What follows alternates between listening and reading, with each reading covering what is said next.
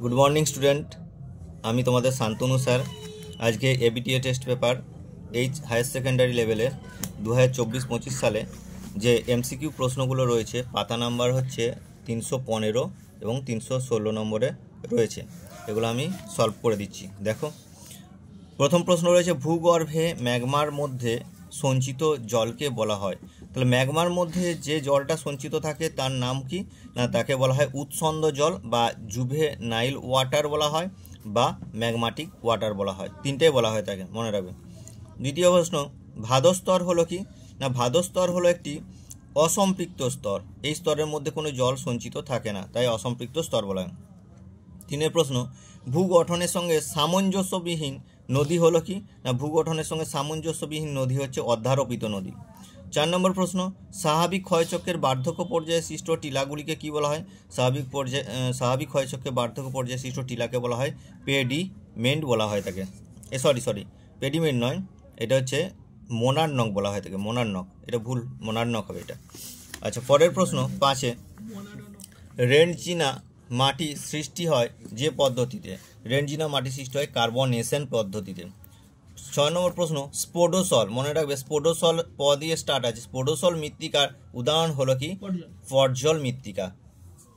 Next প্রশ্ন 7 নম্বর যে সংস্থা রেড ডেটা বুক সর্বপ্রথম প্রকাশ করেন তার নাম হচ্ছে ইউকন, IUCN। নেক্সট প্রশ্ন 8 নম্বরে হ্যাডলি কোষের বিস্তার কত, হ্যাডলি কোষের বিস্তার হচ্ছে 0 থেকে 30 ডিগ্রি উত্তর আর দক্ষিণের মধ্যে হ্যাডলি কোষ রয়েছে। এ প্রসঙ্গে বলে দিই 0 থেকে 30 হচ্ছে হ্যাডলি কোষ, 30 থেকে 60 ডিগ্রি উত্তর বা দক্ষিণে রয়েছে ফেরেল সঞ্চালন কোষ, আর 60 থেকে 90 ডিগ্রি হচ্ছে মেরু সঞ্চালন কোষ, মনে রাখবে।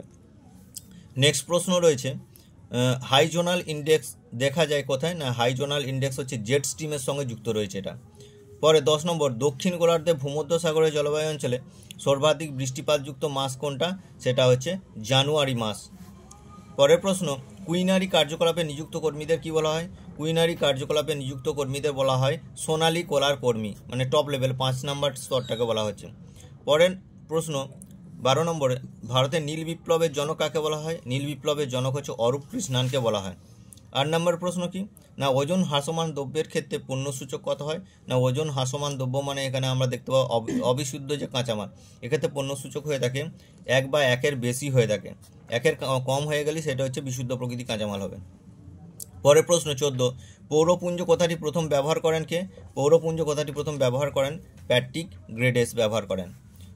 নেক্সট প্রশ্ন ট্রাক ফার্মিং যে কৃষি প্রণালীর সঙ্গে যুক্ত, ট্রাক ফার্মিং হচ্ছে বাজার বাগান কৃষি, এক্ষেত্রে ট্রাক যোগে শাকসবজি ফুলফল শহরগুলিতে রপ্তানি করা হয়। আচ্ছা পরের প্রশ্ন ছত্তিশগড়ের একটি কয়লা উৎপাদনকারী কেন্দ্র, সবথেকে বড় ছত্তিশগড়ের কয়লা উৎপাদনকারী কেন্দ্রটির নাম হলো কোরবা। আচ্ছা এখানে একটু বলে রাখি ডাল্লি রাজহাওড়া হচ্ছে এখানে সবথেকে বড় লৌহ ইস্পাত উত্তোলক কেন্দ্র।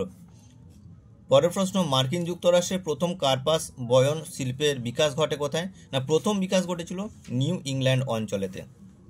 নেক্সট প্রশ্ন ভারতের সর্বাধিক জনঘনত্বপূর্ণ রাজ্য, ভারতের সর্বাধিক জনঘনত্বপূর্ণ এটা হচ্ছে 2011 হিসাব অনুযায়ী হলে আমরা দেখতে পাবো বিহার, দ্বিতীয় হচ্ছে আমাদের পশ্চিমবঙ্গ। পরের প্রশ্ন নদীর তীর বরাবর গড়ে ওঠা জনবসতির নকশা কী রকম হবে, নদীর তীর বরাবর মানে সেটা হবে রৈখিক, নদীর রেখা সাইড বরাবর হবে। পরের প্রশ্ন ভারতের বৃহত্তম পেট্রোরসায়ন শিল্পটি অবস্থিত কোথায়, ভারতের বৃহত্তম পেট্রোরসায়ন শিল্পটি জামনগরে অবস্থিত। নেক্সট প্রশ্ন পুষ্টিমৌলের ভাণ্ডার বলা হয় মাটির কোন স্তরকে, সবথেকে বেশি পুষ্টিমৌলের ভাণ্ডার কোথায় লক্ষ্য করা যায়, সেটা হচ্ছে আমাদের বি স্তরকে বলা হয় পুষ্টিমৌলের ভাণ্ডার, কারণ এ স্তর থেকে এলিভেশন প্রক্রিয়ায় বি স্তরে পদার্থগুলো এসে সঞ্চিত হয়, তাহলে সমস্ত পুষ্টিমৌলের ভাণ্ডার বলা হয় বি স্তরে।